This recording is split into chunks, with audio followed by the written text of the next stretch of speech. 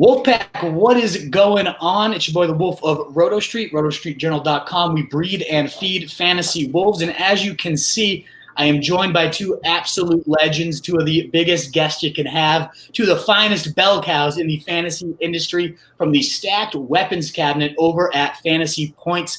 They're the co-hosts of the new Two Bars podcast, Mr. Scott Barrett and Graham Barfield. And you two have kind of kicked off our Fantasy Wolves series for 2020, which was amazing. It, kind of catapulted us. We had an awesome run. We got Silva, Mike Wright, some awesome guests. But even still, we just kept getting message after message.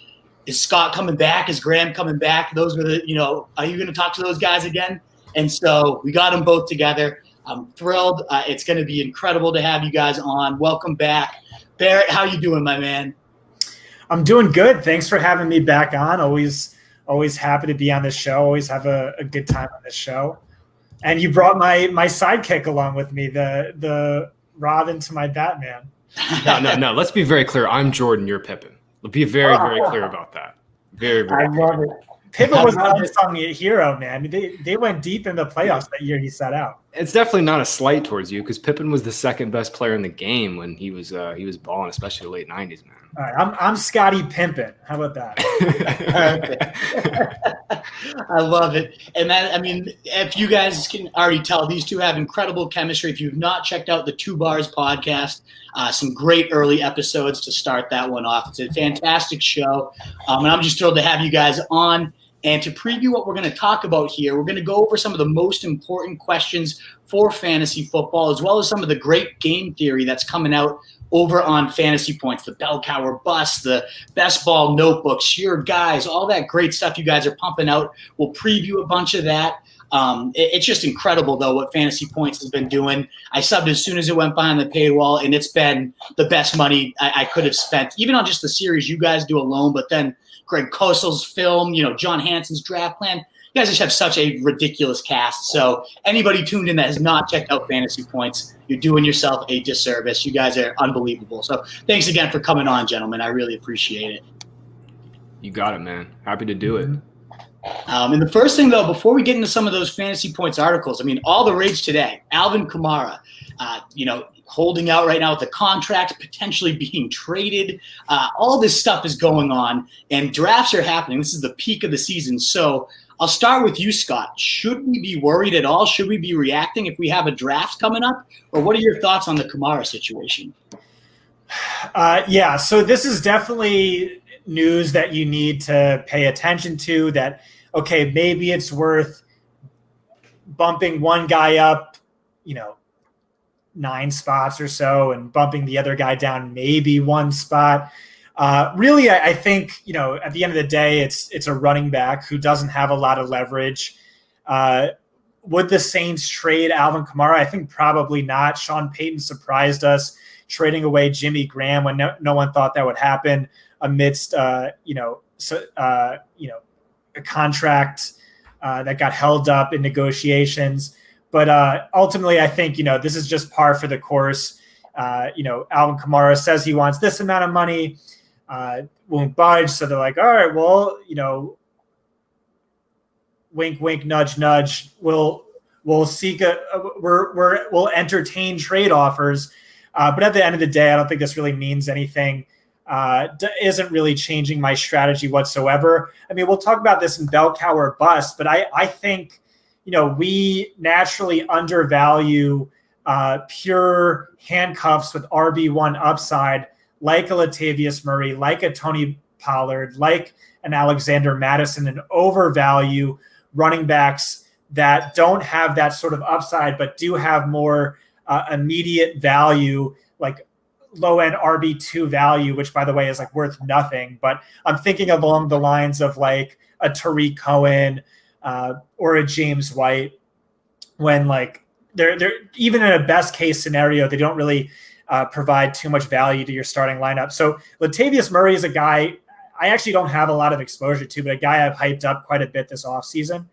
And I think at the end of the day, that's one of the big takeaways is if by chance Alvin Kamara does get traded, there's massive upside for Latavius Murray. We've seen Sean Payton revert to a bell cow when he's been forced to go that route. And Latavius Murray last year, 34.4 fantasy points per game in the 2 games Alvin Kamara missed. Alvin Kamara, 2018, 34 fantasy points per game in the 4 games Mark Ingram missed. So that's a big takeaway there. But ultimately, I don't think it's too likely we see that happen.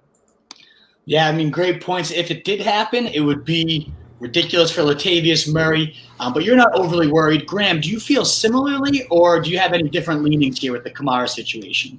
No, I feel about the same. Like if I were to measure it on a scale to 10, it'd be like a 3.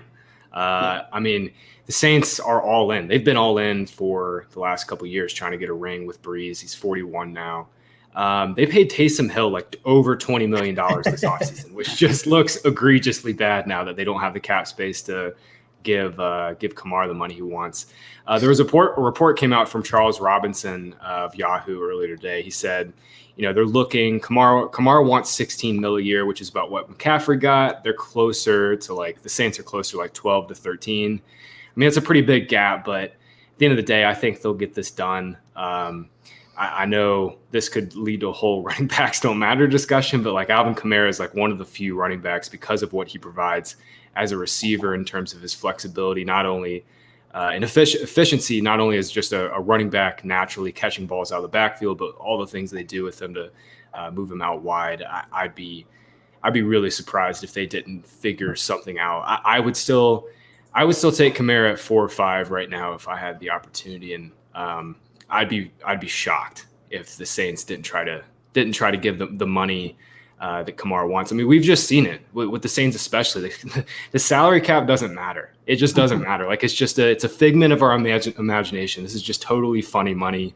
The Saints and Mickey Loomis have done a great job at, finding ways to pay players in the past, and I think this will just be another situation where they do it because.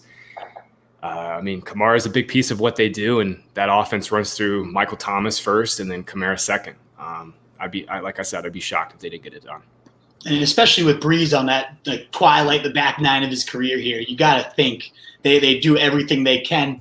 I know you mentioned, Scott, that you might bump 1 or 2. Is this something that, I know we're all very high on Clyde Edwards-Helaire. Is this something that can make you consider him if you were drafting tonight and you have this little bit of uncertainty? Are either of you guys bumping Helaire or any of these other guys? I know you're right around 4 or 3 on Kamara. Is there anyone you would bump if you had to draft tonight over Alvin Kamara? Yeah, I think that's coin flippish. I actually have Kamara ahead of Zeke, and I still would go that route.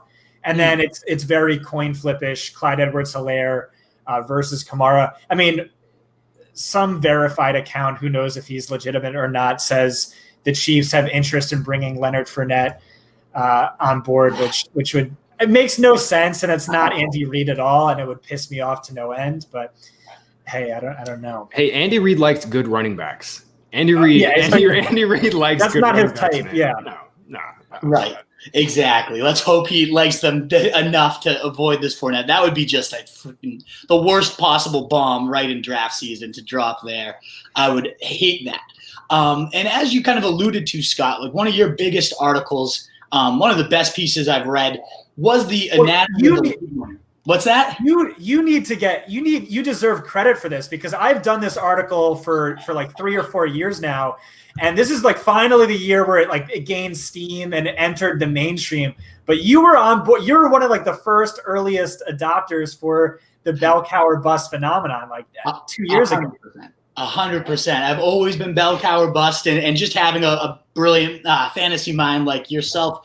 I've always known it's right, but you just put all the science behind it so clearly laid out in your article here. And it kind of spawned from your Anatomy of a League Winner. And I just got to say, if anybody watching this has not read that yet, I truly think that was one of the most game-changing pieces of fantasy content I read this offseason, maybe ever. It was just genuinely broke down so clearly what a game winner, league winner is and who it could be this season. And then you kind of spawn this bell cow or bust based on that the logic behind the running backs here. And the name kind of reveals the core strategy, right? Every down players, runners, and receivers. They're getting all of it, the snaps, the carries, the targets. but why is it so valuable, especially now in this type of landscape, Scott? Yeah, so I just wanted to say, when I was back at PFF, I had to write like 5 articles per week, and I just like had no time to do anything, especially not these big, deep philosophical dives. So I was so excited to be able to do this, which ultimately turned out to be a 3-part series. Upside wins championships, then anatomy of a league winner, and then bell cow or bust, sort of, tying it all together and hammering home like the most important position and how to attack it. Really just dive deep into the metagame, which I haven't had a chance to do. And also Stathole Sports did a series on war, fantasy war. I might have rewritten Anatomy of a League Winner or attacked it differently had I read his articles beforehand, but that's also like great, tremendous work that's come out where he's said basically the exact same thing. He's like, yes, running backs who catch passes, but it's hard to sort of war. Before you keep going, war, what exactly does that stand for? Oh, that's wins above replacement. And he's looking at it in terms of actual value a player brings to your roster, to your team. Like Christian McCaffrey is worth like 3 WAR, and there's only like 5 other guys this past decade who had a WAR above 2. Like that's just how much of a cheat code owning this one guy is. And like Upside Wins Championships talks about that too. And I talk about WAR a little bit in Bell Cow or Bust. It's kind of hard to distill 3 different articles and like 2,000 words to 4,000 words each in each article. But basically, bell cow running backs are the most valuable players in fantasy. It's like the shiny holographic Charizard of fantasy. It's like so rare. It's so valuable. They're game script proof. They're highly consistent on a week-to-week basis. They have the highest ceiling, the highest floor, the highest projection, and they're league winners. That's exactly what you want. And what is a bell cow running back? It's an every down running back who's going to rank highly in snaps, carries, targets, snap share, carry share, target share. And Christian McCaffrey 2019 was basically the ultimate bell cow running back, the number 1 bell cow running back since LaDainian Tomlinson in his prime, maybe Le'Veon Bell's best season ever came close. And my strategy in drafts is exactly, what the slogan implies, which is I really go bell cow or bust. Like if you just look at my rankings, I have James White 40, Tariq Cohen 44. I have Nick Chubb out of my top 15. I have Aaron Jones out of my top 15. I have Derrick Henry just outside of my top 12. I really go bell cow or bust. And like sort of the reasoning there, like Derrick Henry is an amazing runner, hyper talented, but what he did last year is just like due for a massive, massive regression. It was by my data, like the second most efficient fantasy season of the past decade, due for a massive regression. Those seasons always regress heavily. I know he's a hyper talented running back. On top of that, he got, really good game scripts. So Tennessee won all these games we didn't expect them to win. What happens if Tennessee wins, 4 games this year? Guess what? Derrick Henry is averaging 9.2 fantasy points per game in his losses. That's going to kill you. I don't know. It's always hard for me to kind of distill this, but it's just bell cow or bust.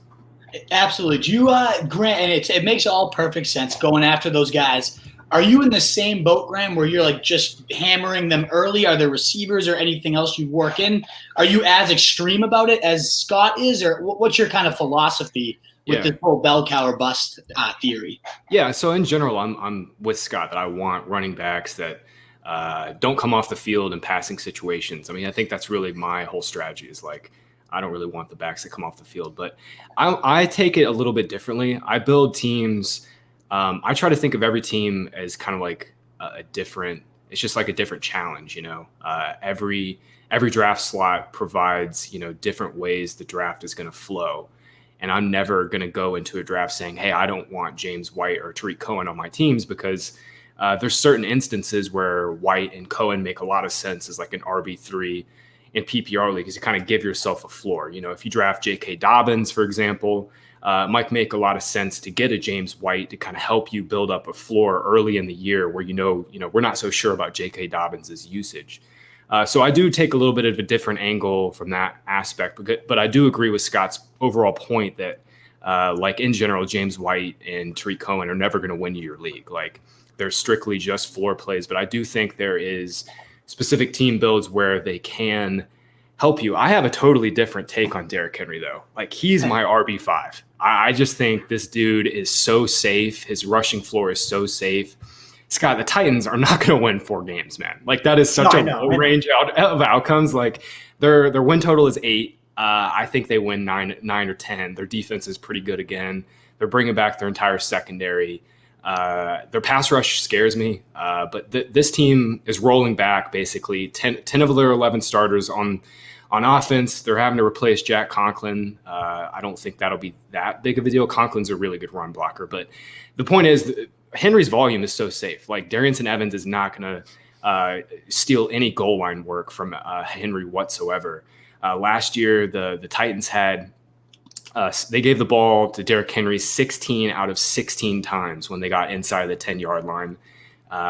His touchdown ceiling is so high, and if the biggest bugaboo for Henry obviously is he's never been able to be like on the field consistently for third downs and in passing situations. But Ryan Tannehill came out and said, about a week ago that that Henry's really been working on it. Not only like just trying to, catch more balls and be a little more fluid in the passing game, but he's been really working on his conditioning, which is huge because, obviously Derrick Henry, when you're getting the rock 18, 22 times, 25 times per game, you're going to wear down a little bit. Maybe that's why they've tried to take him off the field in the past is because he just can't handle all of those snaps. But if he's on the field, if he gets even just like a 20% boost in the passing game in terms of routes run, like he is going to threaten for top 5, top 3 upside just because I think his rushing floor is so safe. And Scott, I dug deep into this for an article up on the site, Fantasy Points, looking into Derrick Henry in negative game scripts. And last year, he was definitely game script dependent. One of the most game script dependent backs in the NFL, but James Conner, Josh Jacobs were more game script dependent. And the biggest thing for Henry last year wasn't that it's crazy. The dude is just a touchdown machine. And I do agree there's going to be a good bit of touchdown regression for him. But in the games that they lost, he still scored 7 touchdowns. He was still getting the ball inside the 10-yard line. That's not going to change for him. The biggest thing was his rushing yardage was real. His floor just kind of dropped out. He had 90 or more yards in 9 of their 11 wins last year. Think about that. 90 or more yards in 9 of 11 wins. He did not cross that 90-yard threshold once in one of their losses. So that offense right now is the way they're built. They're like I said, they're running it back with 10 of their 11 guys. And I just think Henry's floor is so high. Even in the games they lost, he still scored 13.2 fantasy points per game last year. That's still solid enough for low-end RB2 numbers. And yeah, a lot of that's touchdown driven, but the volume was still there. And that's really, at the end of the day, what we're looking for is volume. Yeah, so I'm going to jump in. What we're going to look for is volume. But as you well know, a target is worth about 2.83 times as much as a carry in PPR leagues. And again, over the past 2 seasons, Derrick Henry averages 9.9 fantasy points per game in losses. If their implied total is 8, that means half of the games you're starting Henry, he's going to give you single-digit fantasy point outputs. I think that's horrible. He's the type of guy I'm going to get all my exposure to in DFS as opposed to season long. But he's a guy who's really hard to argue with. And again, I have him, right at that fringe RB1 and this is a hill I'm dying on. I'm certainly in the minority. I just wanted to bring up your point about James White in certain leagues. I do think that is fair. So in a dynasty league, in a best ball league, I don't think bell cow or bust is optimal at all in a best ball league, but certainly in a PPR league, in a standard league, it's less valuable. In the less good players on your waiver wire, the less you need to, swing for the fences, upside wins championships, the less you need to go this route. And like Graham was saying, it's like, all right, well, let's say you just took a ton of home run swings where you went Cam Akers, DeAndre Swift, J.K. Dobbins. Like those guys are kind of risky to start the season. I get the James Whites of the world, and you kind of do need to balance your portfolio a little bit, let's say. But all this is in the articles. Just read the articles. They are fantastic articles. Just to wrap up the whole Derrick Henry thing, too, it is interesting that once Tannehill took over, he was the number 2 fantasy back, even in PPR. Only McCaffrey had more points. So it's just a matter of how real was Tannehill. Is he going to regress and they go towards those losses more, or is he going to be the real deal? It's always tricky to put any type of eggs into a Tannehill. I think they win more than 8 games this year. I think they do too. I think they'll win more than 8 games. I think the Colts win that division, but Tannehill is going to regress. Like he led the league in touchdown rate, was top 2 in yards per attempt. That's not happening again. Like I saw. But here's the thing. Yeah, go ahead. Here's the thing. But what if he doesn't? So he's gonna average what, 9 yards a attempt again? I mean, all right. So listen to this. So last year he ranked first in PFF grade, first in passer rating, second in fantasy points per start, and second in fantasy points per dropback. And not only was it the second best fantasy points per dropback season last year, but it was like one of the 5 or 6 best of the past decade. Due for regression, obviously, of course, but that's like super baked in. This is the guy who ranked second in fantasy points per start last year. He's QB 19 by ADP. What's not baked into any of this is the fact that Arthur Smith might be like a genius play caller, which I think he is. AJ Brown is, who I wanted Leonte Carew to be, which means a future Hall of Fame GOAT. Guys, Jonnu Smith taking that next step. I made 2. So last year, in 3 separate months, I bet Lamar Jackson to win MVP. He was the only player I bet to win MVP. Of course, I was capped at like $7 because it was such a long shot on DraftKings, their app. So I only won like $4,000. Someone else won like $900,000. But this year, I put down 2 YOLO MVP bets. One on Ryan Tannehill at 100 to 1 odds, and the other a quarterback with 150 to 1 odds. I just want to see if either of you guys can guess who it is. Well, one of them's obviously Tannehill. Yeah, that's what I just said. Yeah. I mean, yeah, one of them's obviously Tannehill. Who's the other though? Is it Teddy Bridge? No. Scott hates Teddy Bridge. I mean, I get that. Hey, that's actually the hedge on my guy. I said Joe Burrow. Ooh, okay. If Joe Brady made Joe Burrow, maybe Teddy Bridge just goes nuclear. That's kind of my thoughts behind it. I mean, right. Burrow was great, solid before Brady got there. Before he ascended to all-world talent with him there, he really set him up for success. I think he might do the same for Teddy Bridge. He's my 100 to 1. I put a smooth 100 on that one. Nice. Just to see what happens. Why not, right? I'm doing my 96 stats right now. Do you want to know what my Teddy Bridgewater stat is? Oh God, sure. I had just hyped up like every single stat was just like positive praise for a player. And then Teddy Bridgewater's the stat was he's reached 21 fantasy points just 3 times in 44 career games. He hasn't been properly unlocked. That's my I know. I think he's better than his fantasy production. It's the perfect spot for him. Perfect. Right. He's free. He's free. He's free. He's got the Yak Monsters. We'll talk about him a little bit later with our favorite penny stocks. Did you have so we got our early running back fade from Scott. Did you have anybody, Graham, that you're just not touching in those early rounds? I mean, I think Scott alluded to it, but it's Nick Chubb too. I can't pay the iron price for him, man. Like his target share dropped from 12% to 5% when Kareem Hunt played over their final 8 games. I mean, Kareem Hunt was top 6 in all of the receiving stats you look for in terms of routes run, receptions, targets. Obviously, new coaching staff. Maybe Kevin Stefanski views it a little bit differently. I actually think there's a chance Stefanski straight up maybe views Hunt as the more talented runner than Nick Chubb. And I know that might sound crazy because I'm super high on Nick Chubb's talent. I always have been. Like he really popped in yards created. He still has one of the best figures in yards created per attempt on outside carries that I've ever charted. I mean, the dude is ridiculous, but so is Kareem Hunt. I think we could be looking at a true like 55-45 timeshare, and you're paying, man, like top 10 overall price for Nick Chubb. I mean, there's a lot of guys that I would like over Chubb, including the receivers in that range, like Devontae Adams, Tyreek Hill. I've seen Chubb slip a little bit recently. I don't know if that was maybe just randomness in a few drafts, but in general, I've really shied away from Nick Chubb. I've pretty much drafted like even before the Damian Williams opt-out thing, I was drafting Clyde Edwards-Helaire over Nick Chubb like every day of the week.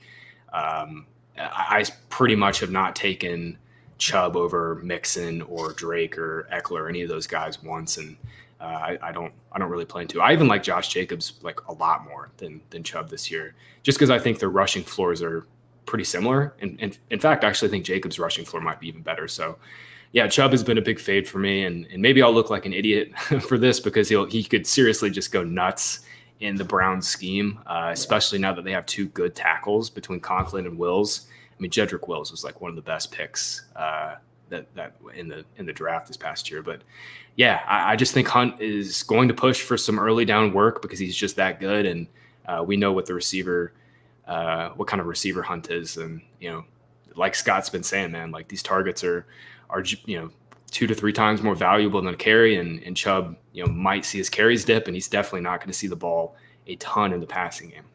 Yeah, I think that all makes total sense. What were you going to say, Scott?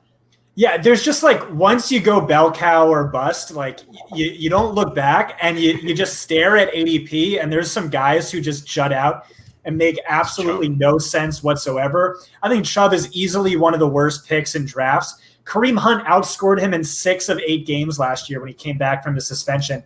And Kareem Hunt's going 3 rounds later, but I wouldn't draft Kareem Hunt either. Mark Ingram's going in the 4th round. Marlon Mack is going in the 7th round. These are all guys where if you if they fell 4 rounds by ADP, I still wouldn't draft them. I know that sounds like insane to other people, but it's just like, this is what I do every year, and every year it's profitable, and ADP doesn't adjust, and just keep exploiting it. So while you guys are fading those guys, one of the biggest questions I feel like I get more often than any other is at that round 1-2 turn, kind of like where you're getting Dalvin Cook, Joe Mixon last year. This year, who do you target if we're going with that bell cow or bust strategy? You got tons of guys. I know we already talked about Helaire. If he somehow fell, I think we're all in agreement. Anywhere after the top 5 for Helaire is ridiculous. But then you still got, Mixon, Sanders, Josh Jacobs, Aaron Jones, Kenyon Drake, Eckler. Are there, 1 or 2 guys, if you're going to go running back, and those guys are sitting there, which 1 or 2 are you looking for? Why don't you start us off, Graham? Yeah, it's probably, I guess, if you're looking just strictly from like a data and usage perspective, it's got to be Kenyon Drake. I mean, once he joined the Cardinals last year, he had like a 75% snap share, didn't come off the field, got 4 or 5 targets per game. His usage was pretty much exactly what you look for a bell cow running back. So Drake has definitely been somebody. I've been buying a big ADP dip on him. He's kind of slipped. He slipped into like the mid-second round sometimes now. That boot price. Yeah, it was the boot. Exactly. It was the boot price, which I love. So Drake's been a guy I've been drafting way more. I know, look, Austin Eckler is probably not going to fit like the full bell cow narrative, but if we're really adjusting for targets, like Eckler has to be up there. And I think the whole Tyrod Taylor won't throw the ball to him theory is just insanity. I mean, I went back and looked at this in his 3 years as the Bills quarterback. I mean, he targeted his running backs on 21% of his pass attempts. And that's not anywhere close to where Phillip Rivers was at. He was around like 30% last year, but that's still like middle of the pack, like nearly top 14 in the league. No Mike Williams to start the year. This Chargers team is going to stink, man. They just lost Derwin James. Like they're really going to stink. Like they're going to have some big deficits. And I just think that lends itself to even more Eckler checkdowns. Last year when Melvin Gordon held out, he was playing on like 71% of the team snaps. That's basically the same rate that Kamara gets. When he's healthy, I think there's a real chance like Eckler is just kind of like a 60% version of like Christian McCaffrey, maybe 75% version of Kamara based on usage. And I've seen him really start to skyrocket in some sharper drafts. He was like mid-second round pick pretty much all summer, and some sharper drafts I've seen him go, where he should have been going all around this whole time in like the late first, early second round. So Drake and Eckler are my two guys, but I think if you're going strictly bell cow, it's probably Drake over Eckler. What do you think, Scott? You agree with those two picks in Drake and Eckler? Or are there any other guys towards that bottom of round 1, early round 2 you're looking to land? I mean, on the list you have in our show sheet, there's Miles Sanders at 10, and I have him top 6. But Drake is typically the guy I'm getting there. I didn't even consider Sanders because I'm drafting him at like 5 or 6, 7 whenever I can. Yeah, I just took this one off a Fantasy Pros, but probably not the most accurate ADP there, unfortunately. So if he's eliminated, you're saying Drake, Eckler. There's one of my favorite quotes that you always love to see about a running back. They said on Drake today, he is, quote, the straw that stirs the drink up, and that's always just nice to know that everything's revolving around him. So he's my guy too. I love that he's been falling to like late round 1, early round 2. Because I have him at 7 overall, and Eckler's not far behind at 8. So I love those picks. I totally agree. So apparently you're not worried about Sanders' injury at all? You guys are still – Fake news, man. Both Drake and Sanders' injuries are not real. They would have practiced and played if they weren't. This wasn't training camp. They're just taking it easy on those guys. Perfect. And the last question on bell cows. I know we spent plenty of time on this, but it, again, is the most important thing to nail in fantasy is – are there any guys – it's so rare to find them after those first couple rounds, those first 2 rounds. Is there anybody you're looking for, Barrett, after those first 2 rounds that you're like, I feel great about this as my third bell cow guy? So there's 2 guys in the round 5 range. I mean, James Conner in the round 3 range, round 4, round 5. There's our boy Cakers and Ronald Jones, who I'm on and Graham is not on. And then deeper down, I don't know. I kind of want to hear Graham's take on. Wait, who am I not on? Who am I not drafting? Ronald Jones. Oh God, yeah. He's not a bell cow. Get out of here. He played on 40% of the team snaps when he was named a starter, and they brought in McCoy. They brought in Vaughn. Is saying he's a bell cow. Man. Oh my God, man! Listen. That's the only thing these Rojo truthers have to base their arguments on is what Bruce Arians says. Because if you look at on the field production, like Rojo has never really had it. He was definitely a lot better last year. He's definitely a lot better as a receiver. I don't think he's anywhere close to a bell cow, man. Like you're going to be real pissed. You're going to be real pissed when LaShawn McCoy gets those like 8-10 carries week 1. Bruce Arians told me Chris Godwin was going to catch 100 balls last year. I took him at his word, made me a lot of money. He's telling me Ronald Jones, bell cow. I'm saying, at his ADP, I'll take a few. Yeah, I should have drafted way more Rojo when he was going in like the 8th round. Like that was money. Now he's going in like the 5th, 6th round, and I can't take him in that range.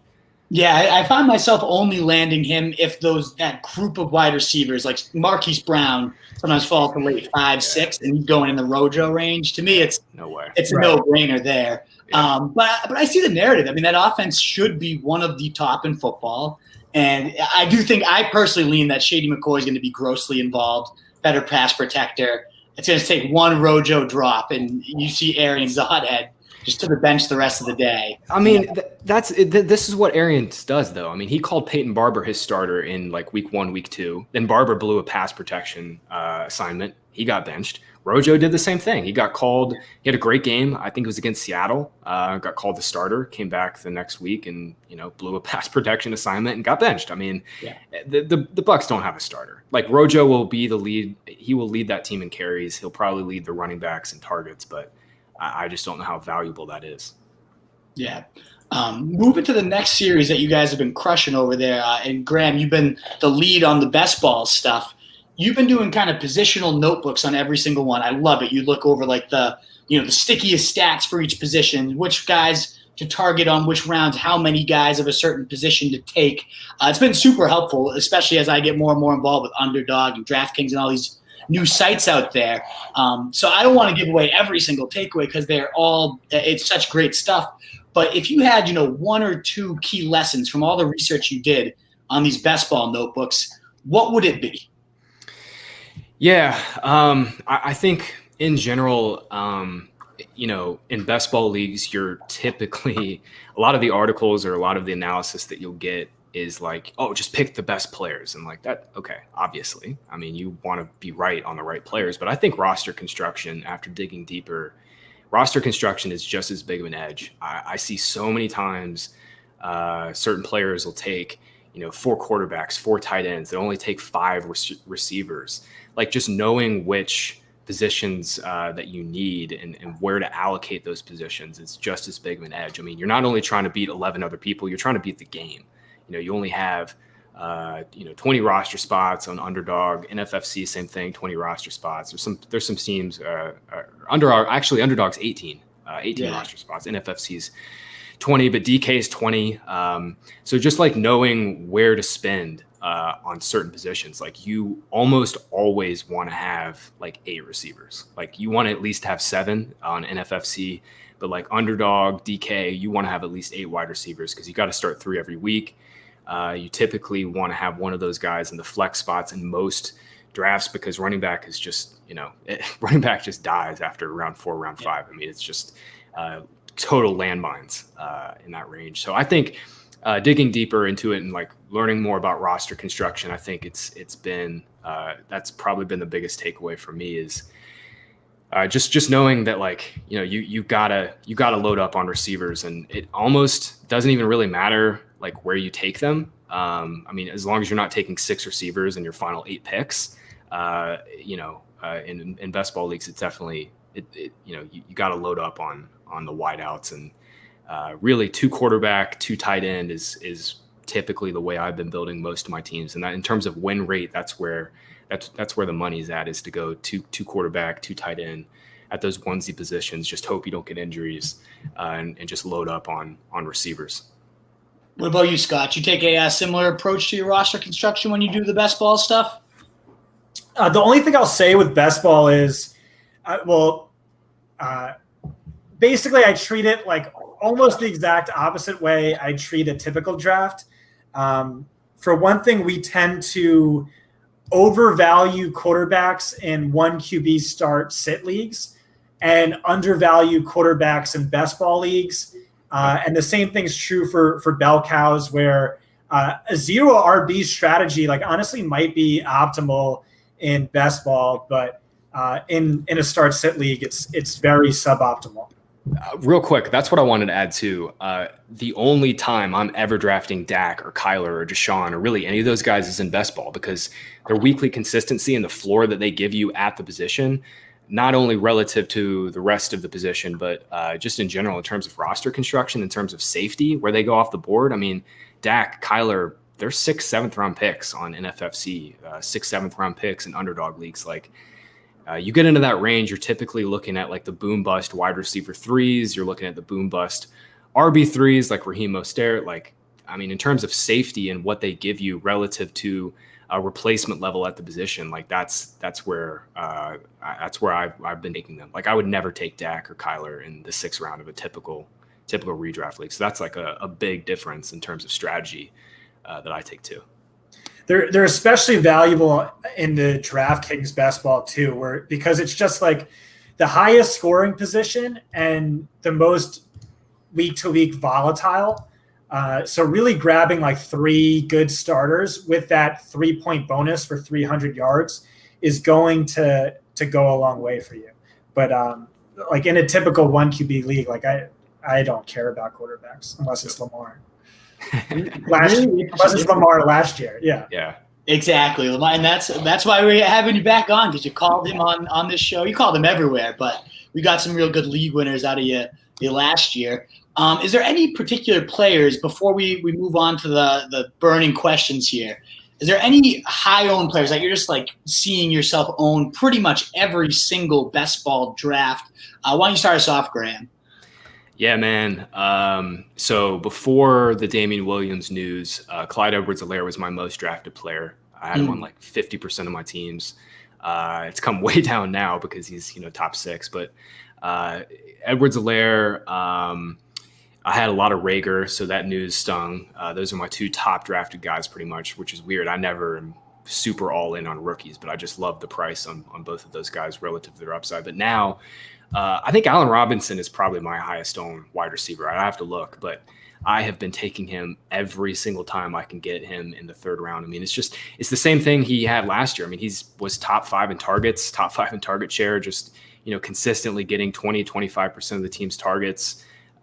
This team is not going to be very good. They're going to struggle to run the ball again, especially now that Montgomery's hurt. I just see the same thing out of Allen Robinson last year that we saw. And he's a wide receiver 1 that's priced, way low because everybody's, gobbling up running backs in the first 2 rounds. So A-Rob round 3, Thielen round 3, those are really like my two. Those are my two guys, but Robinson especially. What about you, Scott? Any guys that you typically leave any best ball draft with every single time? Yeah, probably no one different than the league winners, the Exodia type circle your draft board players that are in my guys article. I did want to brag really quick. I actually haven't been doing too many best ball drafts this year, and I kind of like that just from a philosophical standpoint.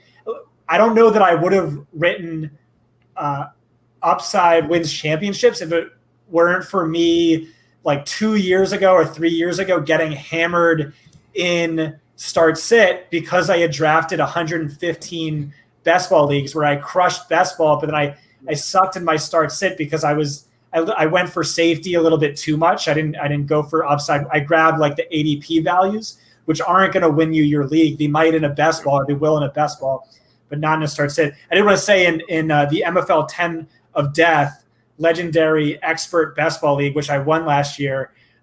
Listen to my start: Christian McCaffrey, Clyde Edwards-Helaire, Josh Jacobs. Ooh, not too bad, right? That is a staple of backs. Yes, that's unbelievable. I had one real early where I got McCaffrey, Helaire, and Eckler was still falling to like the end of round 2. So it was crazy. When you get those 3 bell counts, it's just ridiculous. my buddy has that start in a Football Guys Players Championship where like the top prize is $500,000, and Woo. So that's looking nice right now. He's got to feel pretty damn good about that. And so we'll jump now. The next topic was going to be our guys, but we've kind of talked a little bit about those anyways. I just pump your article. It's another great one, just loaded with the tiered rankings. You got your positional value, your positional strategy in there. Another just great article. Again, the one thing I want to make sure to keep reiterating for everyone listening is the content on Fantasy Points. Like I don't know if there's ever been such consistent volume of just great stuff. So that's just one last one. Like I didn't even know that was coming out before the show, and then was reading it all last night. Great stuff as always. But I do want to move into, just because we're at the 40-minute mark here, some of these burning questions for 2020 fantasy football. We'll just kind of alternate who goes first here.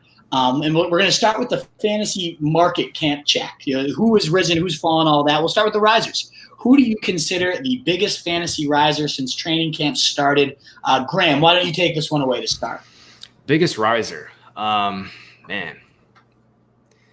Biggest riser right now. I'm trying to think. Like, I want to say right now it's probably Deshaun Jackson. Like, no Jalen Reagor to start week 1, week 2, maybe even week 3. I saw a report today from Jeff McClain. They're looking at him potentially Reagor not being able to play until week 3, week 4. Jackson has stayed healthy. I have seen and we've heard that he is uncoverable in practice. And they get like just money draws out of the gates, man. They get the Bengals and the Washington football team in week 1. I knew I was going to do that eventually. That's actually the first time I've said that. Washington football team week 1, then they get the Bengals in week 3. Just money draws. I mean, you're going to put them in your flex spot and just count up the points. So I'd probably say D-Jax based on the Reagor injury. What do you think? I want to just say too, even like pre-Reagor injury, Graham, like 2 months ago, we were talking about Deshaun Jackson must draft late round pick. It was free money. He was going in rounds 12, 13. I mean, it was literally free money. And I mean, even if he only gives us like 1 or 2 ceiling weeks at that point, it's money. I think I even brought this up to you before the injury, Wolf, where I was like Rieger or Deshaun Jackson at cost. And I mean, now the choice is easy. Now it's super easy. You said why pick, which of course, get them both, right? Exactly. And that's still the right answer, by the way. Exactly. I would go with one of my, no one's super relevant, maybe, but some of my favorites for dynasty leagues. Bryan Edwards has some immediate value, but Absolutely. He was one of my top, I think, 6 wide receivers by my model. A lot of teams had a first-round grade on him, but pushed him down due to injuries.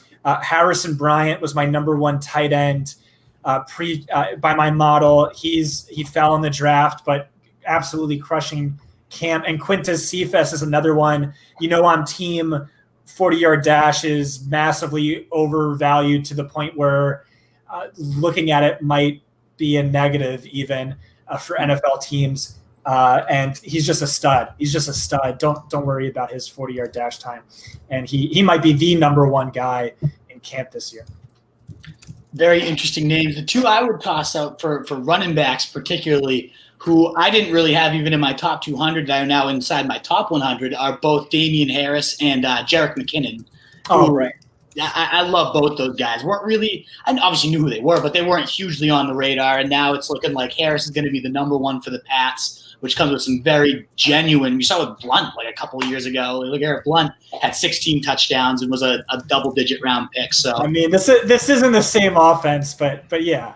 It's going to be ground and pound, though. I mean, Cam Newton – Yeah, but it's not going to be, a 12-win team, I don't think. Could it? Yeah. Could be. I don't know. Oh, man. How bad do you think Belichick wants to win 12 games, man? How bad do you think he wants to win 12 games with Brady and Tampa? Oh, I know. Oh, exactly. But he lost so many guys beyond Brady. Yeah.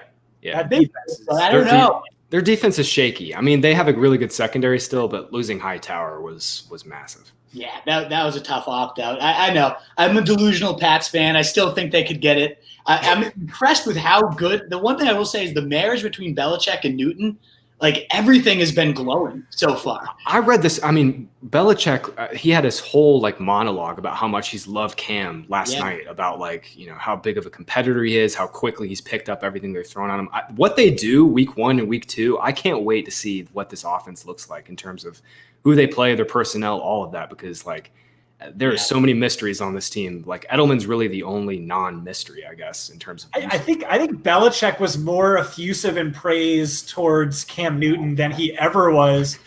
Tom Brady. Tom Brady, wins his 6th Super Bowl, and Bill's just well, he's a veteran. He still has a lot of work to do. We're on to New England. We're on to the Bengals. Yep.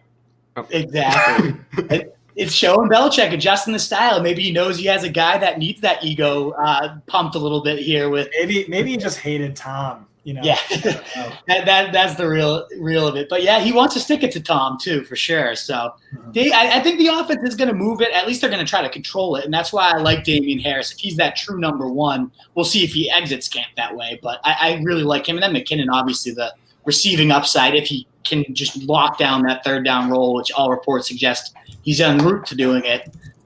It could be massive there. What about the opposite end of everything? The biggest fantasy faller from training camp so far.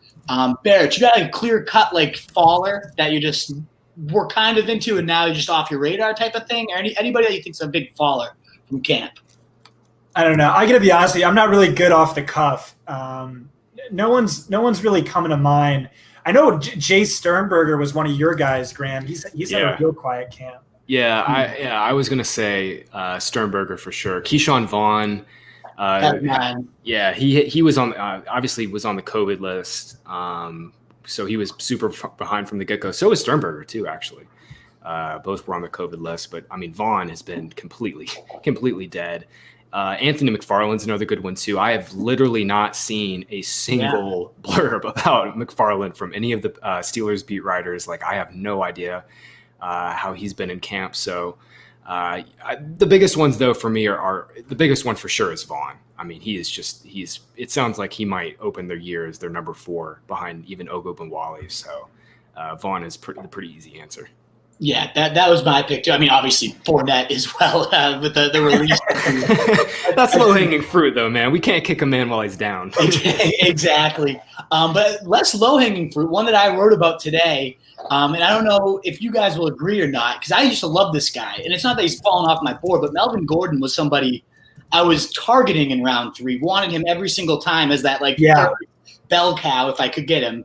And now, if I'm not looking to get him really, unless it falls like mid-late round 4, round 5, I'm just not going out of my way for him anymore. Are you guys buying the rib injury, Lindsey playing well, the altitude stuff, or am I overreacting by kind of putting this guy on my fade list right now? Yeah, so I want to take this one just because he was a guy I wrote up in the bell cow report, was like massively high on. I kind of mixed exposure, but I definitely had way more Melvin Gordon than James Conner. And if I could go back in time and do that over, I would do that over. My reasoning was it was multifaceted. 1, they gave him bell cow money. 2, Pat Shurmur has bell cow history, even with guys like Trent Richardson and Peyton Hillis and even bigger scrubs. Melvin Gordon has a bell cow history. And then I thought this was one of those things where like I just got the news that other people are missing, where Tom Pelissero said this. Ian Rappaport said this on his podcast where he said, listen, they signed him to be their bell cow running back. A lot of people don't realize that. They think it's going to split with Philip Lindsay. That's not the case. They want him to be their bell cow. They've actually been looking for a bell cow for some time. They were down on Philip Lindsay because X, Y, and Z. And I talked to a Denver beat writer, and he said, yes, that's exactly the case. It would take Melvin Gordon really struggling in camp and Philip Lindsay really blowing everyone away. And then I talked to that beat writer a couple of weeks ago, and he was like, yeah, never mind. Have those guys really close to each other. Lindsay's looked incredible. They're down on Melvin Gordon because he's looked like shit and blah, blah, blah. I mean, it definitely could still shake. He's still going to get like the majority of the red zone work, the majority of the targets, probably majority of the snaps. But bell cow, real true bell cow role, I don't know anymore. I'm backing off just because I have a ton of exposure. But mid round 4, that's sort of I get it. But yeah, he's definitely a guy who's disappointed me for sure. What do you think, Graham? Yeah. You see that running back sign a big contract, and then maybe they show up to camp a little fat. They're exactly, especially amidst COVID. He's put on that COVID weight. I can sympathize with that. I mean, I put on some COVID weight too myself. I don't see it, but no, Nick, you made a good point. I think it was last night. You said he's had trouble acclimating to the altitude. It's like, dude, you've had months to get used to that. Like, why haven't you been there in doing that? The only thing I keep coming back to is like the Broncos last year told us what they wanted. Like I always fade coach speak, like for the like 9 times out of 10. And it goes back to what we were talking about with Arians, but I'm always trying to fade coach speak. And the Broncos showed last year what they wanted. In their first 9 games last year, Royce Freeman outsnapped Philip Lindsay, straight up outsnapped him. Like he was on the field more often, got more carries than Lindsay. I mean, it ended up being in terms of touches like pretty even because Lindsay had a couple more receptions, but whatever. Like Royce Freeman outsnapped him. Like the Broncos they do not view Lindsay as a number one back, and same line of thinking. You don't give a running back $8 million a year to not make him your bell cow. Pat Shurmur has also been a coach, and I know Scott's done a little bit of work on this, but Pat Shurmur has always been a coach too that gives his lead runner a ton of carries. Like even back when like he's obviously had a lot of great talents to work with, right? I mean, he's had LaShawn McCoy back with the Eagles. Even before that, I mean, he's definitely like played with he's had Saquon Barkley. Like he's had a lot of great running backs. But I mean, he gave Peyton Hillis like 70%, 65% of the Browns carries before he got hurt in 2011. Like the only 2 times he's really gone with the true committee was with the Vikings in 2017. He had Murray and Jerick McKinnon. And Peterson got hurt in like week 2, right? Yeah. Peterson got hurt. Well, actually, Peterson got hurt that year, and then the year before that was suspended. That was the year before. The year before he got suspended in 2016. Yeah, he got hurt that year in 2017. So really, the only time he's ever been forced to go with a full blown committee and not give his lead runner like 60, 65, 70% of the team's carries is that Vikings year, and then the year with the Browns where Peyton Hillis got hurt. I still think that he's probably the best bet, like to be on the field and in passing down situations, and especially in the red zone. And I guess that's what really matters most for our purposes. But like Scott, I backed off on Gordon. I wish I could convert a lot of my my third round Gordon to Connor or more A-Rob. Yeah, 100%. And that's the bigger regret too, is the receivers, like you said, A-Rob, Thielen, like these 140 target beasts. That's just like, why did I pass up on those alphas for this guy that might not be a bell cow here? Next question. I hope he's a league winner now. What's that? I hope he's going to be a league winner now. Yeah, 20 touchdowns from Melvin Gordon. Like Lindsey doesn't even touch the field. Right, exactly. You've been good at identifying the league winners. And then this exact question I gave you last year, Barrett, Lamar Jackson was the one that you just kept saying, like, don't think about anybody else. It's Lamar Jackson late round. Why would you take anyone else? So this year, whether you want to give me one for all the positions, whether you got like one guy that you're just like, nope, this is the late round penny stock. Who's going to be that guy that you get, beyond round 12 or so, and they just explode? Do you want to start us off, Scott, Graham? You guys, either one of you have a strong take on this one? I'll let Scott go. Yeah. So at wide receiver, it's Antonio Brown and it's Deshaun Jackson. Antonio Brown is like not on anyone's, like, no one else is really thinking about that. But he's a guy, I mean, you can't really do it in a super short bench league, but I mean, I'm drafting him in the far majority of my leagues. I don't think he's signed until like week 6. There's a chance they add more games onto a suspension. But at the end of the day, this is Antonio Brown. This is a guy who's finished, top 3 in fantasy points per game in, prior to last season, like 7 consecutive years, whatever. Just an absolute monster, a guy who can go full Exodia, full nuclear in the second half when it matters most in the fantasy postseason. And he's really not on anyone's radar. No one's talking about him. You're gonna have to take the 0 on your bench for 6 weeks, but in the far majority of the leagues I play, I think that's worth doing. Absolutely. I think when we talk about highest owned best ball players, I meant to bring him up that I've taken him in literally every single one I've done so far, right around 15, 16. It's like Denzel Mims or Antonio Brown. Like I'm going to go for that upside of Antonio Brown playing even just 3 games is worth whatever help comes in round 15. And if he doesn't, I'm happy I took the pick regardless. What about you, Graham? Do you have any late round penny stocks that you're just like, man, that's going to be a league changer potentially? Yeah, I mean, it's always hard to hit on these guys because they go super late for a reason. Exactly. But I mean, I think tight end is so interesting this year because you've got like, I don't know, obviously you've got Kelsey and Kittle who are locks in the second round. I'm fine with those guys. Andrews is a great pick in the fourth, fifth. Same with Ertz. But then that middle range, like I'm kind of just fading it because I love a lot of these late rounders. And one guy that I'm all in on is Blake Jarwin. I know, look, I mean, he's probably going to be the number 4 target on this team.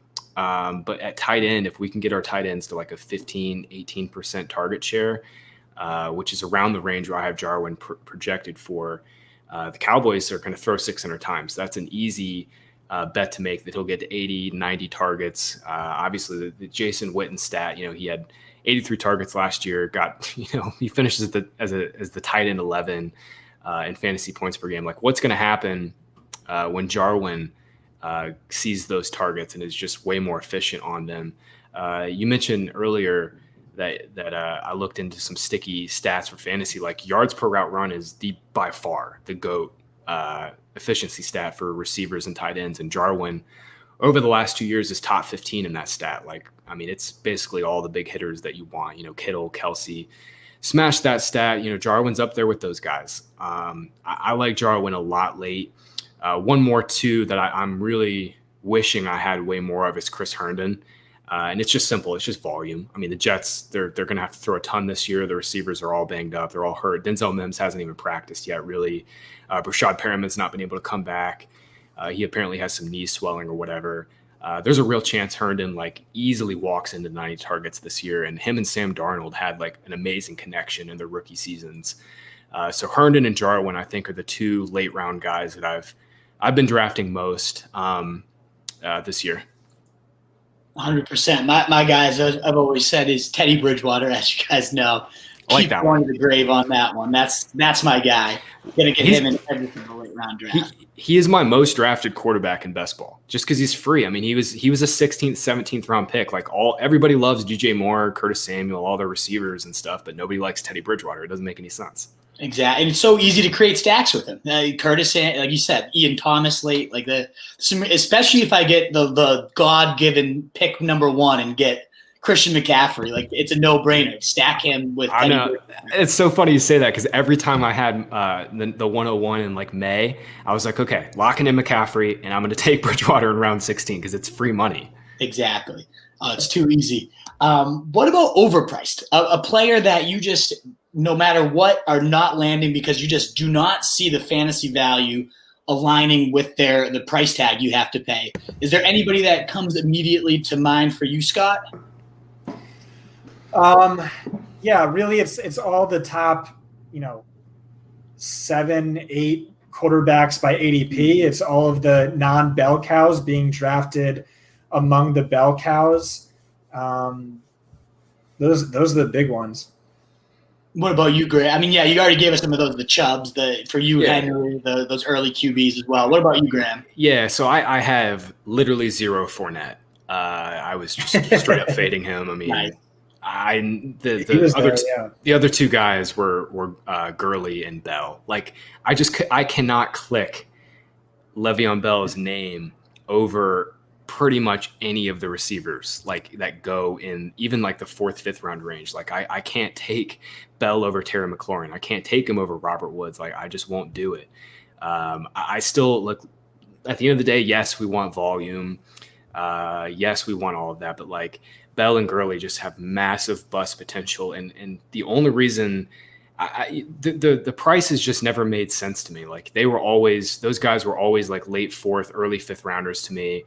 I think Bell is finally starting to get close to that range where he should be going, but all of those receivers just have massive upside, not only relative to their position, but they could just straight up outscore those dudes just from a total points perspective. So Bell and Gurley are really still the two guys, and I know it's low hanging fruit, but I mean they're still just such bad picks. I just can't take those guys over any of those receivers that go off in their range. I would much rather just go with a modified 0 RB approach and take my swings on Zach Moss and Antonio Gibson and even going super late with some of the later round guys than just linchpenning my draft to Bell and Gurley in the 4th and 5th round.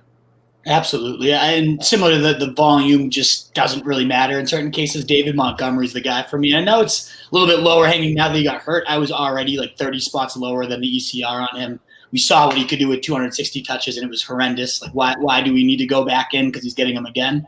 He was one of them to me. I'm not getting a lot of David Johnson this year. The one that might be a little more controversial, and I'm intrigued to hear if you guys have any reactions, I'm fading Juju kind of hard at his cost right now. And I know a lot of people, it makes sense why he bounced back. Big Ben's back. He was breaking out at such a young age, and generally that translates so well. But to me, where you have to take him, you're passing up on some, Allen Robinson often. You're passing up on both Seahawks guys, Adam Thielen, DJ Moore, A.J. Brown. And I'd rather have so many of these guys instead of Juju. Yes, he was a little bit hurt, but he also, and of course, Big Ben, but James Washington had the same horrible quarterbacks and he had more yards per game than Juju. Was it only the Big Ben, or is the number one type of Antonio Brown's gone and now he's drawing, the number one corners? Could that be a bigger narrative? So to me, I think Juju's priced when he's priced with those guys, I find myself fading him. Are either of you guys big Juju believers, or what do you think of that? You're speaking Scott's love language right now. You're speaking Scott's love language. I'm still in on Juju. I'm still in just because, like you said, age adjusted production is like one of my biggest determinations of future fantasy points. I mean, you said it was just a couple injuries. I mean, the dude dealt with foot and knee injuries last year. Like for a receiver, that's detrimental. And then you throw in Devlin Hodges, you throw in Mason Rudolph, like, yeah, I mean, it was just a disaster season for him. I think, man, like if Chase Claypool is as good as some of the beat writers in Pittsburgh are saying, and some of as good as Eric Ebron's saying, like they're going to be able to run Claypool and Deontay out wide and leave Juju in single coverage in the slot. Like, man, for a team that's going to throw 550, 600 times, like it's going to be really hard for him not to at least pay off that cost. I do think you can make an argument for the ceiling of A.J. Brown over Juju, and I'm definitely taking A-Rob and Thielen over Juju, but like he still goes in the late third, early fourth round. It's not like he's he's a late second, early third round pick. I mean, he goes pretty consistently ahead of Robinson and Thielen. What about now? We'll jump into these kind of the next series where we pick out the league winners from last year. Who could take that type of jump and be a league winner this year? So obviously, Godwin last year was pretty obvious, and he still went around 4 and 5 and crushed it. Is there any receivers you see kind of in that 4 to 5 range that are just going to be big league winners? What do you think, Scott? Well, I mean, all three of us are on the Hollywood Brown bandwagon for sure, like driving that train. But you just hinted at one who's going in like the 7th round these days. And this is a guy I tweeted out that I'll pull it up. I said Deontay outscores Juju this year, and it doesn't even feel bold, even though their ADP is 6 rounds apart. This is like quote tweeted on my thread that said Godwin outscores Evans. I don't know that Deontay outscores Juju, but I'm never owning Juju because I just love Deontay so much, and like that's where I'm putting my chips. And I'm hoping for. I'll be honest, the buzz out of camp hasn't been like what I've been hoping it would be for Deontay. There's just like Chase Claypool's kind of stealing the show. It hasn't been for Juju either. It hasn't been. I've heard nothing out of Juju. Yeah, he's had a bad off season.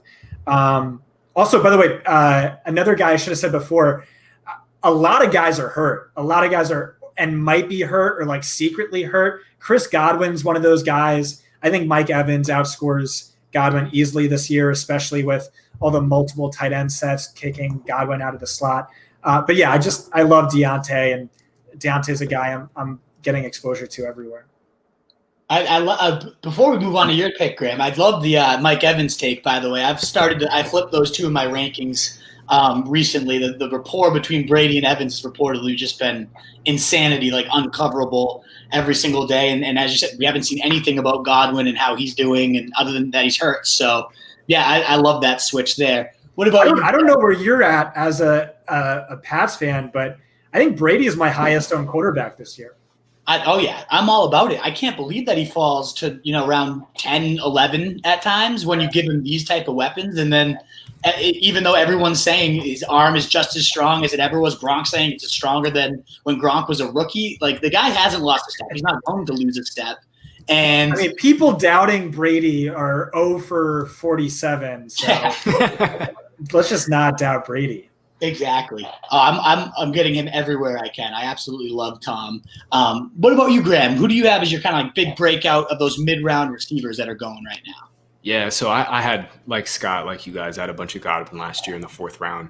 I think Robert Woods, if we're going to stick with the 4th round theme, talk about a guy that can get 100 catches this year, it's Robert Woods, man.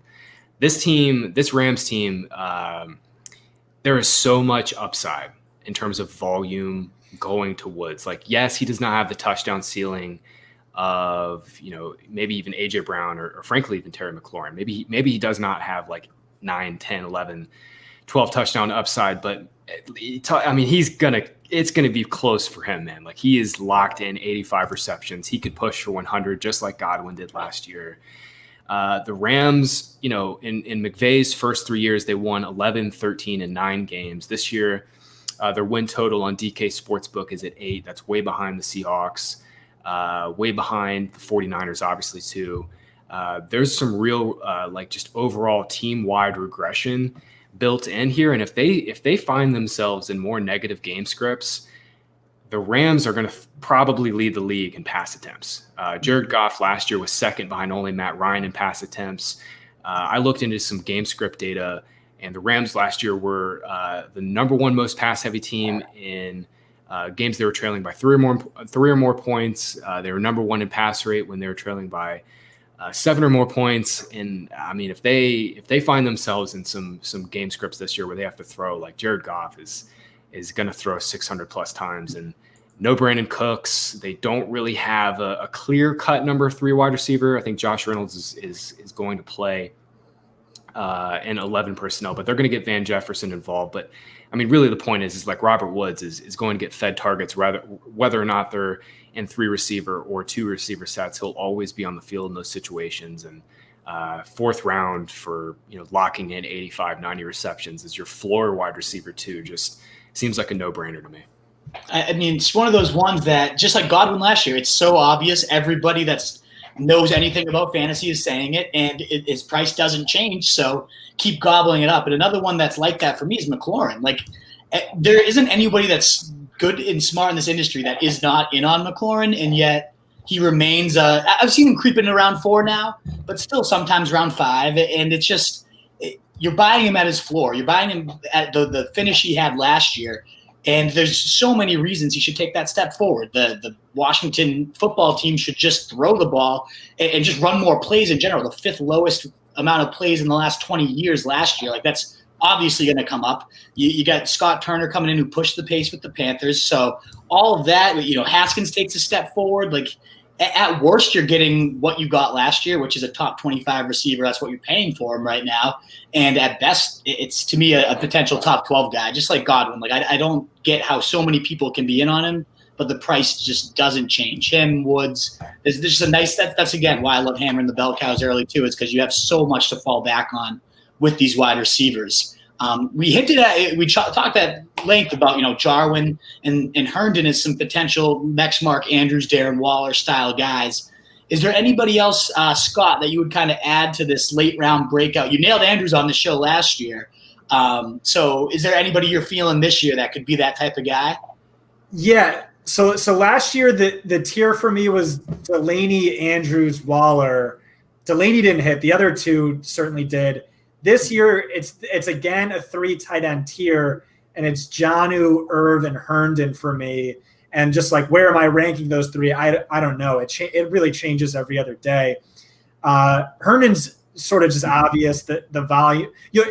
Blake Jarwin's not there for me because I think Dallas takes a big step back in terms of how pass heavy they go, and I do think he's 4th on the target totem pole. But the 3 guys I mentioned, there's a good chance they could be, number 2. Like Corey Davis, I don't think is anything, whatever.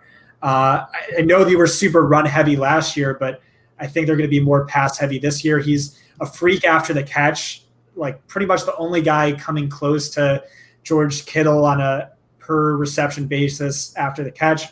Irv Smith, Kubiak's tight ends, like I know they've also hyped him up as getting work on the outside. And if you just look at the tight ends who rank 1st and 2nd every year by fantasy points, it's always the tight ends who rank 1st and 2nd by outside wide receiver routes. So there's just like big upside there. And Chris Herndon's just sort of obvious, like Graham laid out. Absolutely. I love them all. Jonnu's my pick too. That's the guy that I'm going all in. I think I have him tight end 11 this year. I'm all about that athleticism. Like you said, Corey Davis can get the fuck out of here. He's useless at this point. So I'm all about Jonnu taking over that number 2 role. I mean, when Bill Belichick says you're the best after the catch tight end, that's pretty good high praise that we should pay attention. Oh, yeah. So I'm all about him. And Arthur Smith, by the way, was formerly the tight ends coach, so he knows what he has in Jonnu Smith. Yeah, they're saying they're designing tons of creative ways to get him the ball in camp, lots of screens, and even tight end around and things like that. So I'm all about it. We get that usage bump. I just one quick thing on Jonnu. I have not been able to see the path for the breakout, only because the Titans are so run heavy. They're so run heavy, especially when they get a lead. Excuse me. Last year, Jonnu only saw 4 fewer targets in 9 of Tannehill's 13 starts. I mean, that's just not even going to get it close to done for our purposes. Yeah, he's a freak after the catch, but I just think with Herndon and even Jarwin, I know Scott thinks that the Cowboys are going to throw a little bit less, and even if they do, that's fine. Jarwin will probably still get 75-ish targets, which is around the range Jonnu will get, and the Cowboys' offense is so much better than the Titans. So that's really my only thing. I haven't been able to sell myself on that Jonnu breakout that some guys have had. Well, if Tannehill's going to regress in efficiency, he's going to regress positively in pass attempts. Sure. And I do think they throw quite a bit more this year. We have an NFL insider on staff in Adam Kaplan who talked to his Tennessee guy. His Tennessee guy told him 55 to 60 receptions for Jonnu Smith, which would have put him at 8th or 9th last year. And then factor in he's elite after the catch. I think that really can add up for fantasy. And then, of course, earlier rounds, I don't like my teams as much when I go tight end early, but Graham and I are both huge Mark Andrews guys. This year, I just want to say real quick, this year there's no clear cut. 2018, George Kittle on every team. Last year, Mark Andrews on every team. This year, I like 6 guys in the late rounds, including, we haven't even talked about TJ Hawkinson. He was targeted more often on his routes than Noah Fant was last year. He arguably has less competition for targets than Noah Fant. There are so many talented, interesting late round guys that if you don't take Kittle or Kelsey, you don't take Andrews, you don't take Ertz. There's a lot of paths to really beating ADP with a few of these late round guys. Absolutely, yeah. I found myself, unless I get Kelsey, I'm almost always getting 2-3 late round tight ends and just hoping to get the one that blows up, like these guys. What about the next Terry McLaurin or DJ Chark? Those receivers that just came out of nowhere, often were undrafted last year and then produced top 15 stats. Is there anybody that you see falling to the end of drafts or potentially going undrafted that could just shock the world and blow up at wide receiver? Let's go with you, Graham. Let's start with you. What do you think? Yeah, I want to steal one from Joe Dolan. Joe is an amazing fantasy player from FantasyPoints, but he mentioned Paris Campbell as not the same type of player that DJ Chark is. But I loved this call, and I'm just going to totally steal it from it. And I've been really trying to draft more of Paris Campbell. Look, T.Y. Hilton is 31. He's already tweaked his hamstring in camp. We know Phillip Rivers loves to throw to the middle of the field in kind of a check down fashion. I'm not entirely sold that Marlon Mack and Nyheim Hines are going to catch a ton of balls. Paris Campbell last year, I think he had 5 or 6 different injuries he had to deal with. He's been healthy in camp outside of the car crash. I just think, if we're looking at quarterback hot zones and, the way quarterbacks typically like to play, Campbell makes a lot of sense.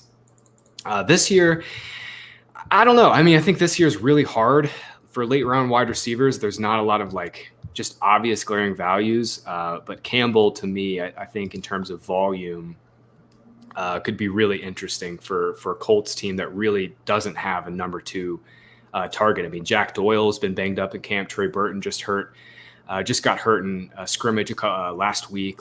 They really don't have a middle of the field guy. And obviously Campbell, coming out of Ohio State was awesome, awesome in that part of the field. So I think Campbell is really one of the only guys that I think have a chance to pop into not maybe even the top 25, but top 30, 35 receivers this year. Really interesting pick. I haven't done too much of Campbell yet, but I like everything about that take. So I might have to reevaluate my Paris Campbell shares. What about you, Scott? Do you have a late guy like Paris Campbell range that you're looking at? Yeah, there's certainly a few of them. We already talked Deshaun Jackson and Jalen Rieger, another rookie. Jerry Jeudy, really good chance at being the number 2 in that offense. He's a guy who just sort of gets open at will, and not just open, but like wide the fuck open. No one within 15 yards of him, and you're like I don't trust Drew Lock, but I mean, it's hard to miss a guy when there's not a defender within 15 yards of him. Brandon Ayuk's another guy, just because Deebo Samuel's starting off hurt, and he's a freak after the catch. He's really fast. We know Kyle Shanahan can create these guys yards, so they don't have to beat like a top corner one-on-one. He'll find a way to get them open, and then they'll create yards in their own after the catch.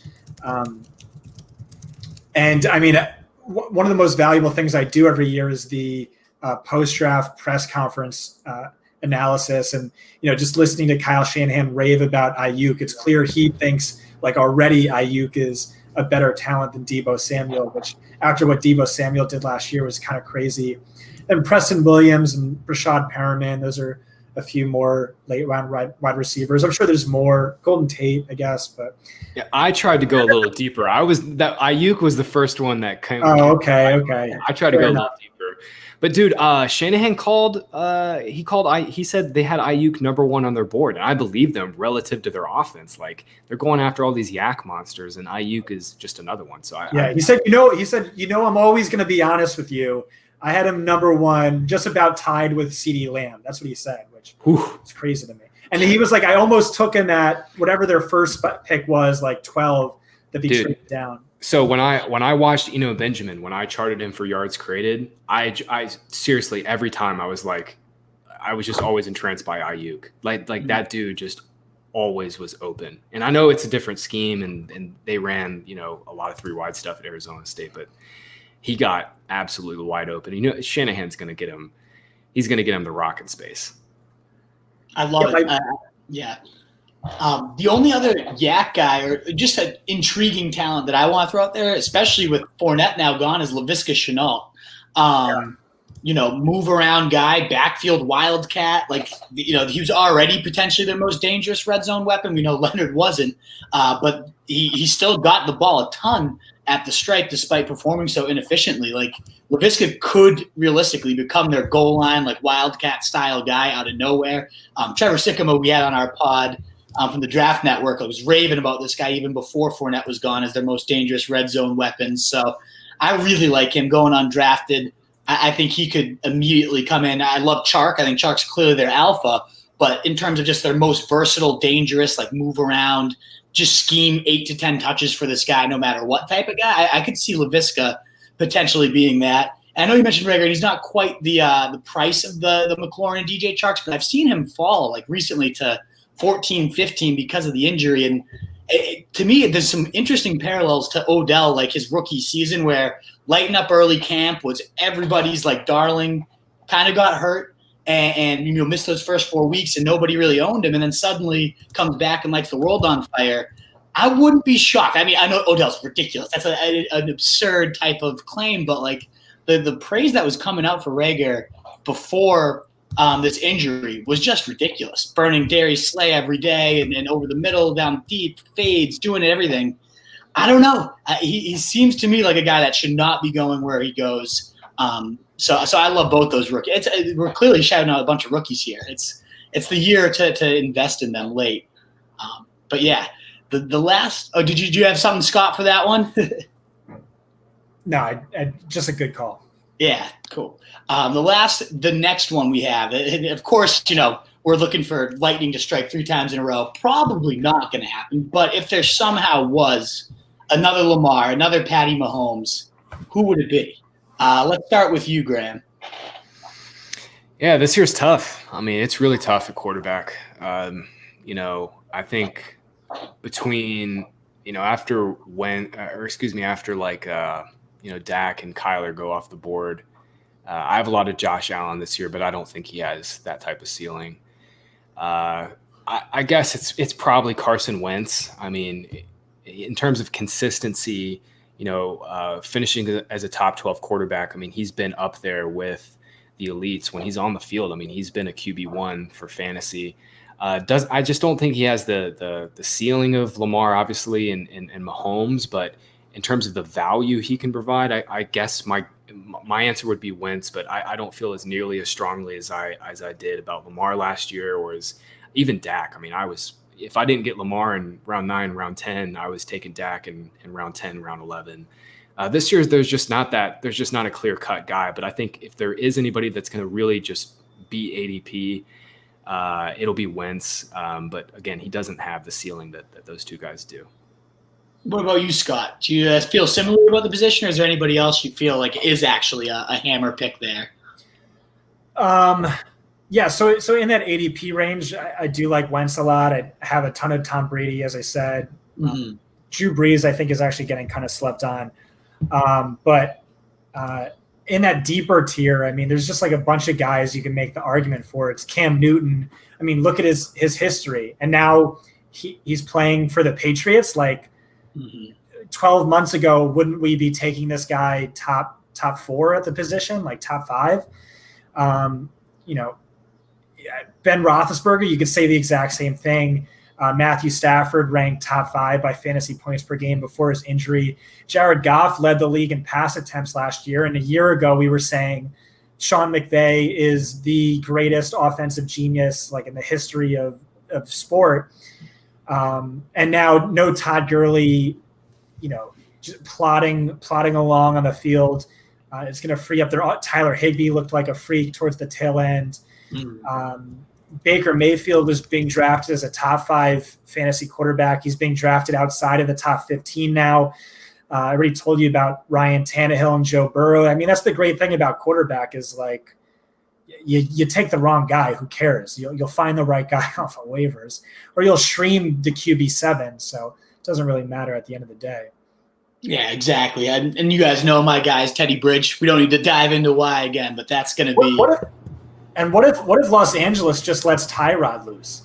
Exactly, right? That's one that nobody talks about. And like if he somehow starts all the games, he's got the Konami upside that we look for.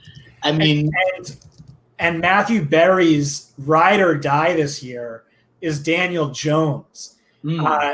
Listen, Matthew Berry is keyed in. He talks to all the beat writers. He talks to Schefter constantly. He talks to NFL GMs, NFL coaches. He texts them. Like when he says something like that and he like plants his flag as firmly as he's doing with Daniel Jones, I feel like he knows something I don't. I feel like he knows like, oh, I talked to Judge and he says that he really wants to unlock Daniel Jones on the ground or something. And Daniel Jones is going to rush like 7 times a game or something crazy. There's just like, it's just so deep. It's so deep. I don't know why you would take a quarterback. Real quick on that point. Like Daniel Jones' schedule is not good to start the year. Like you're not going to feel comfortable starting him. But if you want to go like totally YOLO, take Daniel Jones and then get Tyrod Taylor. Because week 1 they get the Bengals, then week 2 they get the Chiefs. That'll be a shootout. And then week 3 they get the dust of the Carolina Panthers defense. I mean that like you couldn't ask for a better start for a streaming quarterback than Tyrod Taylor has this year. Yeah, that's a gem schedule right there. Really interesting. That Daniel Jones, Tyrod Taylor pairing would be quite the start. I'm intrigued to do that. I'm going to pull that off in a new best ball. What about Tua too? I mean, like, what if he takes over at some point? He certainly can run and throw. So many intriguing guys. That's the key here is the depth. But Teddy Bridgewater remains my flag. And last question here, wrapping on up here. What is your boldest 2020 fantasy football prediction that you actually genuinely believe is a solid bet to hit? Barrett, what do you think? What is the boldest one that you think is going to hit in 2020? My boldest one? Yeah. Oh, boy. I don't know. Can you come back to me? Sure. Do you have one ready, Graham? Yeah, I'll just stick with it, man. I think Allen Robinson finishes as a top 2 fantasy wide receiver. I think that's the boldest one I can go. Actually, I'll say top 3. I think Adams and Thomas are clearly those guys. But top 2, top 3 for A-Rob. Last year, he was top 10 wide receiver. The volume will be there. They don't have anything behind him. I mean, not only is Anthony Miller the number 2 wide receiver, they don't have a 3.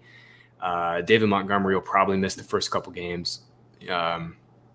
Look, I mean, Jimmy Graham is what he is at this point, but they just don't have anything else. And we've seen A-Rob post, back before he tore his ACL in Jacksonville, he was a top 3 fantasy wide receiver. And I think a lot of the same team aspects apply to A-Rob this year. So A-Rob top 3 is my bold call. And I don't know if that's super bold. I'm really bad at bold calls, I think, in general, but I'm really good at them. I think that's my call. I think that's his ceiling. I like it. That's definitely bold. I would say mine is going back to Jerick McKinnon. I think he finishes with it as an RB2 in PPR, top 24, maybe even top 15. I just think if he can stay healthy, he might just be the best pure runner and receiver. He's definitely the best pure receiver. They're talking about him potentially leading this team in 20-plus yard receptions because he's going deep in camp and everything. So just as a receiver alone, if he calls in 50, 60 balls at around 13 price tag, it's already going to pay off. But then who's to say he doesn't beat out? I've been liking Mostert. I think he is a nice fit in there. But ultimately, this is a freak athlete, Jerick McKinnon, that they paid the 4th highest running back contract for. And Shanahan's got a little bit of an ego. He's going to want to prove, I wasn't a moron for making that contract. So if he can ride this guy of all those 3, I think McKinnon's the only one that could emerge as an actual 3-down bell cow. And if that happens, we're looking at a top 15, top 12 guy. So I'm all in on the McKinnon train. That's my boldest prediction. Top 20, maybe even top 15 should he inherit that, take over that whole role. What about you, Scott? You come to a bold prediction? Yeah, I just wanted to say on that, our insider confirmed that they did sign him to be their bell cow. They wanted him to be their bell cow. So he has that in his range of outcomes potentially. I mean, they also gave Raheem Mostert more money, and he did have a historically great yards per carry season last year. I also talked to a former NFL surgeon who told me off the record early last offseason, so before he went on the IR, that McKinnon was quote unquote cooked. So I don't know what that means now because, like you said, every training camp report is he's been crushing it. A bold call. I mean, you're drafting Hollywood Brown as a wide receiver 1, as a wide receiver 3. I already gave you Deontay Johnson, but I think one of the most important things to think about when you're drafting in fantasy, and not enough people, really view it this way, is just how valuable, we were talking about WAR, right? Wins above replacement. How valuable the top 5, top 6, top 7 players by WAR are. That's how you win your leagues. It's not the ADP beaters. It's getting 2 of those guys, and then you win your league. Or you getting just McCaffrey. And I'm thinking about guys who have that potential, and Tyler Higbee has that potential. Cam Akers easily has that potential. And you're just thinking about guys going that late with that upside. You could say Tyler Higbee returns is who he was at the tail end of last year. Let's say it's just a 15% chance of that happening. But guess what? He's worth his ADP then if it's 15%. Mm-hmm. And if he is who he was at the tail end of last season, then he's one of those, top 7 most valuable players at any position. Cam Akers too has 2018, 2017 Todd Gurley in his range of outcomes to me. Even cooked ass Todd Gurley last year scored how many touchdowns, and he's scored how many touchdowns in a row. So I think more people need to think about fantasy that way, and just guys who can do that. That is a really interesting thing to think about too. Is just which guys could just good luck. Always good luck. Random sound in the background when I record with you, Scott. Last time was the microwave gate. This time it's the broken glass. Mazel tov. Yes, exactly. But like, what in that range too is like, what if the Chargers just feed Eckler, like the bell cow they made him when he was with no Melvin Gordon those first few weeks, and only it was him and CMC. Yeah, no one. exactly.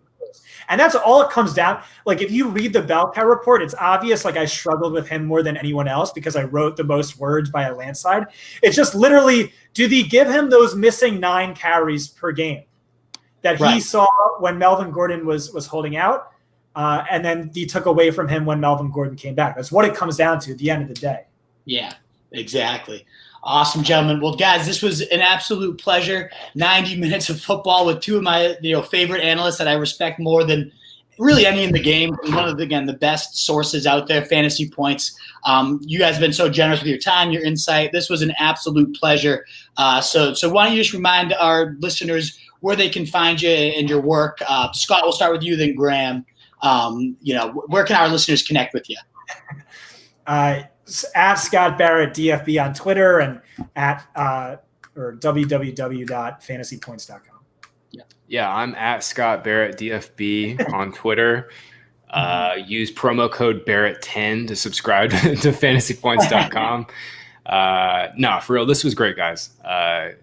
Thanks for having us on again, Nick. This was a lot of fun. I'm glad we got to run it back. I think I was on your show. I was on your show like early this off season, so it was fun to.